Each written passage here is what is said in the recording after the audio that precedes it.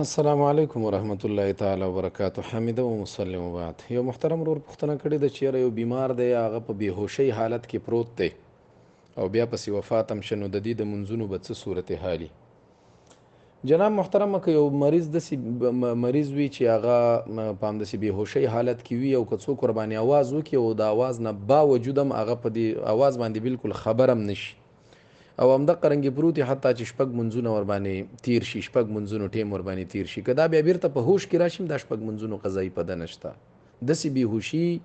چې هغه سړی اواز ورباندې کوي او هغه بالکل په اواز هم نه پوهېږي او شپږ منځونو وخت ورباندې تیر شي، یا 2 ورځې یا 3 ورځې یا 15 ورځې، یعنی اقلا د شپږو منځونو ټیم ورباندې تیر شي، دا منځونو قضایي که دی بیا په هوش کې هم راشي نو د دې منځونو قضایي په ده باندې نشته، او که په دې کې وفات شنو بیا خو بیخي ورباندې نشته. په دې خبره سر خلاص د دې منځونو قضایي چې را په هوش کې شه نشته دی ورباندې، نو چې وفات شه پیدې هم نشته. دا مسله کتاب فتاوا هندي کتاب الصلاة الباب الرابع عشر فی صلاة المریض ما سره جلد 1 صفحه 110 او دا مسله فتاوا شامیم نقل کړي کتاب الصلاة باب صلاة المریض جلد 2 صفحه 102